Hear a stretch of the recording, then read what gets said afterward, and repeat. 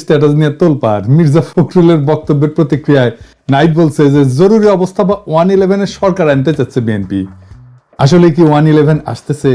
আওয়ামী শিবিরে উল্লাস, গর্ত থেকে বাইর হয়ে মিলিটারি কুয়ের স্বপ্ন দেখতেছে। স্বপ্ন দেখা ভালো, ওদের ড্যাডি ওই যে সোহাদের বডিগার্ডও প্রচুর স্বপ্ন দেখতো। স্বপ্ন দেখতে দেখতে তার স্বপ্ন দোষও হইতো। আল্লাহ বাঁচাইছে, তৈজসপত্র যদি জায়গা মতো পড়লোই নি, তাহলে আরো কয়টা আজ দহা জন্মাইনি, দুটাই জান কালা কালা করে দিছে। আরো কয়টা থাকলে কি হইল নি আল্লাহ জানে। আমি নিজেও কইছি যে ওয়াকার কি সিসির মতো সরকার বানাইতে চায়। তাই অনেকের মনে হইতে পারে দাদাই তো কইছিল, তাইলে হইতেছেটা কি? কয়দিন আগে না দাদা কইলেন যে 75-এর সাথে মিল আছে, ছাত্ররা কোণঠাসা হইয়া যাইতে পারে। ছাত্ররা কিঞ্চিত কোণঠাসা হইছে, কথা সত্য। কিন্তু আমি এটাও মনে করি ছাত্ররা রাইট স্ট্র্যাটেজি নিলে এই অবস্থা থেকে উত্তরণ সম্ভব। প্রথমে আমরা কুয়ের বা জরুরি অবস্থার সম্ভাবনার কথা নিয়ে ভাবি, তার আগে একটা জিনিস বলেনি। সেটা হইতেছে যে রাজনীতিতে প্রিএমটিভ মেজার বলে কিছু কথা আছে, মানে আগে থাকতেই একটা ব্যবস্থা নেওয়া। তো ওয়াকারকে যখন বলছি যে সিসির মতো সরকার বানাইতে চাই কিনা, ওইটা ওয়াকারকে আমি সতর্ক করছি যে এই কামটা কইরেন না, সেই কথাটাই বলছি। তার মানে এইটা না যে ওয়াকার এটা করিচ্ছে। যদি সিসির মতো সরকার বানানোর বদ মতলব থাকে তাহলে সাবধান হইয়া যান। এটা হইতেছে ওই ভিডিওর বার্তা। আমি আগেও বলছি, আবারও বলতেছি যে 75-এর সাথে এখনকার কয়েকটা মিলের জায়গা আছে। তবে আর্মিতে একটা বড় তফাৎ আছে, বিশাল বড় তফাৎ 75-এর সাথে। 75-এ আর্মির একটা ছোট অংশ বিপ্লব করছিল, আর বিপ্লবের পরে শেখ মুজিব জয় বাংলা হইয়া যাওয়ার পরে জনগণ মাঠে নেমে আসা ওই বিপ্লবী শক্তিকে অভিষিক্ত করছিল। আর 24-এ আর্মি মাঠে বিপ্লব দমন করার জন্য মাঠে ছিল। তারা প্রথম দিকে জনতার দিকে গুলিও করছে। আর্মি ড্রোন আকাশে উড়াইয়া সেটা দিয়ে গোয়েন্দা তথ্য দিছে যে কোটি কোটি বিক্ষোভকারীরা কুটি থেকে প্রতিরোধ করিচ্ছে। আর ওই পুলিশ সেই তথ্য পেয়ে আন্দোলনকারীদের বিক্ষোভকারীদের চিহ্নিত করিয়া ওই জায়গায় স্নাইপার পাঠাইছে। এলাকা ব্লক রেড দিয়া কারফিউ দিয়ে আন্দোলনকারীদের আটক করেছিল না আর্মি? আমরা তো ভুলি নাই, তাই না? এই ভূমিকা রাখার পরেও আর্মির সৈনিক আর জুনিয়র অফিসাররা একটা সময় গুলি চালাইতে অস্বীকার করছে। সেটা হইতেছে 5ই আগস্ট সকালে। এই যে হাসিনার আজ্ঞাসনা থেকে শুরু কইরা গুলি চালাইতে অস্বীকার করা, এটাকেই বলে বিপ্লবী রূপান্তর।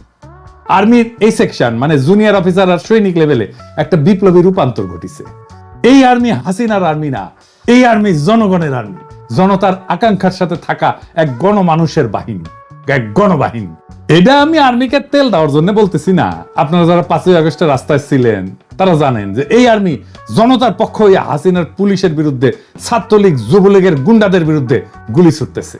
আর্মি হাসিনার শাসনের খুঁটির বিরুদ্ধে দাঁড়াইছে। আর্মি হাসিনার শাসন, হাসিনার ছায়া থেকে বাইর হয়ে আসছে। এটাই রূপান্তর। তার অস্ত্রের নল ঘুরে গেছে শাসকের দিকে। এইটার প্রতীকী মূল্য অপরিসীম। এই বাহিনী অন্তত এখন জনতার বিরুদ্ধে দাঁড়াবে না। তারপরেও বলা যায় না, কু করতে তো বেশি লোক লাগে না। 111-এর সময় তো কু করেছিল 10-12 জন নাকি শুনেছি। তাই আমি বলতেছি না কু হওয়ার সম্ভাবনা শূন্য, হইলেও হইতে পারে। তবে আমি চাই এটা কু হোক, তাহলে টেরাম টেরাম যুদ্ধ হবে। হ্যাঁ, কু হইলে ভালো হবে। কেন ভালো হবে আজের দেখি। এখন কোন কু হইলে সেটা ভারতীয় মদতে হইছে বলে জনমানুষের ধারণা জন্মাবে। আর তা হইলে খালেদ মোশাররফের পরিণতি বহন করতে হবে কুয়ের নেতাদের। আর্মির ইন্ডিয়া প্রভাবিত সেনা অফিসাররা একেবারে জয় বাংলা হয়ে যাবে। শুধু তাই না, বাংলাদেশে ইন্ডিয়ান সব স্ট্যাবলিশমেন্ট জয় বাংলা হয়ে যাবে। জুলাই বিপ্লবে যা যা দুর্বলতা ছিল, যা যা অসমাপ্ত কাজ ছিল, সেইগুলো সমাপ্ত হবে। যেমন চুপ্পুনাই হয়ে যাবে। ধানমন্ডি 32 নম্বর বুলডোজার দিয়ে মাটিতে মিশিয়ে দেওয়া হবে। ইন্ডিয়ান এম্বাসি ক্লোজ করে দেওয়া হবে। সায়নট উদিসি বন্ধ করে দেওয়া হবে। ফ্যাসিবাদের যে দালালগুলো এখন মাথা তুলতেছে সেইগুলা বরাবর করে দেওয়া হবে। আর ভারতের আলো আর দিল্লি স্টার, ওই নিয়ে কিছু বলছি আমি? বলি নাই। হ্যাঁ, খালেদ মোশাররফের কু 3 দিন টিকেছিল। এই কু 3 ঘন্টা টিকবে কিনা সন্দেহ আছে। তখন সেনাবাহিনীর মধ্যে লিফলেট ছড়ানো হয়েছিল, ওই যে 75-এ নভেম্বর বিপ্লবের সময়। এখন পিনাকি আর ইলিয়াস ভিডিও বানাবি আর সেনাবাহিনীর জুনিয়র অফিসার আর সৈনিকদের আহ্বান জানাবে। 2 না পাল্টাইছে। বাংলাদেশের মানুষ রক্ত দিয়া বিজয় ছিনায় আনছে। সেই মানুষ ঘরে ফিরে গেছে সত্য, কিন্তু জুলাই বিপ্লবের ক্ষত সারে নাই, বুকের আগুন নেভে নাই। এই অগ্নিগর্ভ অবস্থায় জরুরি অবস্থা বা কু হান্দায় দেবে তেল ছাড়া, যেন এরপর কখনোই আর কু অভ্যাসের কথা কারো মাথাতে না আসে। আমাদের কাজ ফ্যাসিবাদের দোসরদের দাবরানির উপরে রাখা, আপনাদের চোখে পড়তেছে না হয়তো, কারণ এই কথাগুলো প্রকাশ্যে বলার বিষয় না, কিন্তু অনেক কাজ পিছনে হইতেছে। এইগুলা বেকুব কর্মীগুলো জানে না। সারা দুনিয়ায় হাসিনার পরিবার আর তার পলায় যাওয়া আওয়ামী লীগারদের উপরে কি নাইমে আসতেছে, এটা আওয়ামী লীগ আর আওয়ামী লীগের নেতা কর্মীরা হাসিনা কল্পনাও করতে পারতেছে না। আওয়ামী লীগের কর্মীরা যারা ফাল পেতেছে, আপনাদের বলি ভালো হইয়া যান, অযথাই নিজের বিপদ ডেকে আনিচ্ছেন। আমরা দয়া কইরা, একদম দয়া কইরা, মায়া কইরা প্রাপ্যটা দেইনি, ফাল পাইরেন না। আমি প্রত্যেকটা অঞ্চলে আওয়ামী লীগের কর্মীদের গণ ক্ষমা চাওয়ার আহ্বান জানাইতেছি। পাড়ায় পাড়ায় এদের ধৈর্য তওবা করাইবে, মসজিদে মন্দিরে সমাজের সামনে হাত জোর কইরা মাপ চাইবে, কইবে আমার ভুল হইছে, মাপ কইরা দেন, আর কখনো করব না। তাইলে এদের তরপানি কমবে। এদের কোথায় পাবেন? আমরা একটা ওয়েবসাইটের কাজ করেছি, চলিচ্ছে, ওইটায় হাসিনার ফ্যাসিবাদের সকল সহযোগীর আমল নামা থাকবে। আওয়ামী লীগ, ছাত্রলীগ, যুবলীগের সব কমিটির নাম থাকবে, ছবি সহ, রেফারেন্স সহ, নাম ধরে ধরে সার্চ করা যাবে, বাংলা এবং ইংরেজিতে বিভিন্ন ক্যাটাগরিতে থাকবে। এমপি, দামি নির্বাচনের এমপি, সকল কমিটির সদস্য, সকল ব্যবসায়ী, সাংবাদিক, শিক্ষক, ডাক্তার, কৃষিবিদ, আমলা, পুলিশ, যারা যারা এই ফ্যাসিবাদের দোষর ছিল, সবার নাম থাকবে। এবং এখনো ফ্যাসিবাদের দালালি করে যাইতেছে দেশে এবং বিদেশে, সবার। কাজটা বড়, টাইম লাগবে, ফান্ড লাগবে। রাজনৈতিক দলগুলোর বা সরকারের তো করার কথা ছিল, তারা তো অন্য কাজে ব্যস্ত। কাজ শুরু হয়ে গেছে। এর মধ্যে আমরা যুক্ত করব কারা কারা আওয়ামী লীগারদেরকে আশ্রয় দিছে, পুনর্বাসিত করছে, তাদেরও নাম থাকবে। যুগ যুগ ধরে মানুষের ঘৃণার উৎস হয়ে থাকবে এই ওয়েবসাইটটা। এইবার পার্বত্য চট্টগ্রাম বিষয়ে আরো একটা জিনিস বাদ পড়েছিল, সেটা আলাপ করি, আসেন। গুরুত্বপূর্ণ বিষয় করে, পার্বত্য চট্টগ্রামে শুধু ভালো প্রশাসনিক অফিসার পাঠাতে হবে তা কিন্তু না, আমি শুধু তাই বলিনি। তার সাথে ভালো শিক্ষক পাঠাইতে হবে, ভালো ডাক্তার পাঠাইতে হবে, ভালো সামাজিক কর্মী পাঠাইতে হবে। ওইখানে পার্বত্য অঞ্চলে বিকেএসপির মতো কয়েকটা প্রতিষ্ঠান তৈরি করতে হবে। পাহাড়ি ছেলে মেয়েদের শরীরে শক্তি আর এনার্জি বেশি থাকে, পাহাড়ি পথে চলাচল করে, কঠিন পরিশ্রমের জীবন, এই জন্য শরীরে এনার্জি বেশি, মেদ কম। এছাড়া এরা সব অর্গানিক খাবার খায়, কিন্তু ভালো খাবার খায়, বিশুদ্ধ খাবার খায়। শরীরে আরো আলাদা এনার্জি থাকার পিছনে এটাও একটা কারণ। তাই দেখবেন অনেক খেলোয়াড় বের হয় ওদের মধ্যে থেকে। আপনি বিকেএসপি করেন কয়েকটা, আমি বাজি ধরতে রাজি আছি, ওদের অনেকেই অলিম্পিকে মেডেল জিতবে 10 বছরের মধ্যে। পাহাড়ি তরুণ যুবকেরা খেলায় যুক্ত হবে ব্যাপকভাবে, উৎসাহ নিয়া। তারা যদি অলিম্পিকে মেডেল জেতে, যাই জিতুক, সোনা, রূপা, ব্রোঞ্জ, যেটাই জিতুক, সেটাই তো প্রথম হবে বাংলাদেশে, তাই না? ওই পাহাড়ের ছেলে মেয়েকে সমতলের মানুষ মাথায় তুলে নাচবে। আপনার কোনো পরিশ্রম নাই, বুঝানোর দরকার নাই, সেমিনার সিম্পোজিয়াম করে মাথায় টাক ফেলায় দেওয়ার দরকার নাই। খেলাই হয়ে উঠতে পারে পাহাড়ি আর সমতলের ঐক্যের প্রতীক।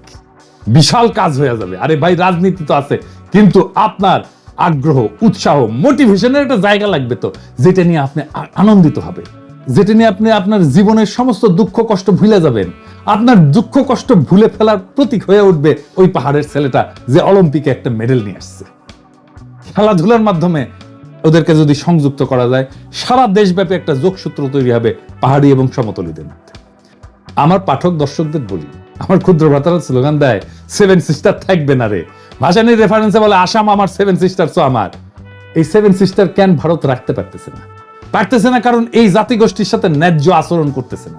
এই অঞ্চলে 7 সিস্টার্স, রাখাইন আর আমাদের পার্বত্য চট্টগ্রাম মিলা যে জনজাতি উত্থিত হবে, বাংলাদেশকে যদি তার নেতা হয়ে উঠতে হয়, তাহলে আমাদের পার্বত্য চট্টগ্রামের পরীক্ষায় উত্তীর্ণ হতে হবে।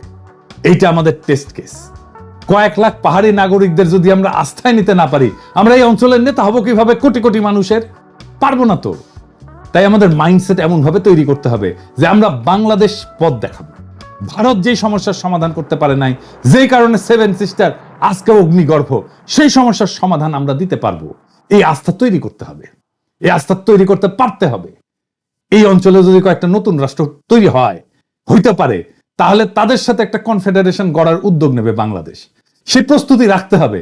তো কেন কনফেডারেশন করবে? এখন যদি তারা দেখে আমাদের পার্বত্য চট্টগ্রামের কয়েক লাখ নাগরিক খুশি না বাংলাদেশের রাজনৈতিক নেতৃত্বের প্রতি, তাহলে তারা কি আমাদের সাথে কনফেডারেশনে আসবে? আসবে না তো। আবার আসেন ওই ধানমন্ডি 32 নম্বরের আলাপটা সেরে নেই। আমি কইছি যে কু হইলে ধানমন্ডি 32 নম্বর বুলডোজার দিয়ে মাটিতে মিশিয়ে দেওয়া হবে। অনেকের মনে হইতে পারে যে কু না হইলে কি থাকবে? ধানমন্ডি 32 নম্বরের সামনে ব্যারিকেড দিছে। আবার কেন দিছে কে জানে? আমি কইছি ব্যারিকেড দিবে, দেখনি ওই ধানমন্ডি 32 নম্বরের ওখানে, ওই ব্যারিকেডের উপরে যায় স্যার করে মুইতে দিবেন। ব্যারিকেড তুলে নিতে ব্যর্থ হবে। যখনই ব্যারিকেড দেবেন ওর উপরে মুতে দেবেন। শোনা যাচ্ছে মোস্তফা সরোয়ার ফারুকী নাকি রেনোভেশন করবে। ওর তো কুরকুরানি ছিল, ওই যে কইছিল না ওটা রেনোভেশন করা উচিত। তো ফারুকী রেনোভেশন হবে কাদের টাকায়? পাবলিকের ভ্যাট ট্যাক্সের টাকায় তো নাকি? বাংলাদেশে ৭২ থেকে ২০২৪ পর্যন্ত যত গণহত্যা হয়েছে, ইন্ডিয়ার দাসত্ব হয়েছে, গুম খুন ব্যাংক ডাকাতি হয়েছে, বাক স্বাধীনতা হরণ হয়েছে, স্বৈরতন্ত্র এবং ফ্যাসিবাদ, এই সব কিছুরই কোমল মসৃণ আইকন হইল ওই ৩২ নাম্বার। ৩২ নাম্বার শব্দটা একটা অভিশপ্ত শব্দ। ৩২ নাম্বার বাংলাদেশের ফ্যাসিবাদের আতুর ঘর। ওই ৩২ নাম্বারের প্রত্যেকটা ইটের গায়ে লেখা আছে মজলুমের হাহাকার, আমার নিখোঁজ হওয়া ভাইয়ের নাম, হাসিনা মুজিবের শাসনে বন্দুকের গুলিতে সেলাই হয়ে যাওয়া হাজার হাজার শহীদের নাম। ওই ৩২ নাম্বার রেনোভেট করার একমাত্র উপায় হইতেছে ওটারে বুলডোজার দেয়া ফাটলাইয়া মাটির সাথে মিশায় দেওয়া, ওটারে চিরদিনের জন্য জয় বাংলা কইরা দেওয়া। ওই কাজ আমরা করব, একদিন করব, আজ না হোক কাল করব। ওইটা রেনোভেট যে করতে আসবে তারও সানডে মানডে ক্লোজ কইরা দিব। ইনকিলাব জিন্দাবাদ।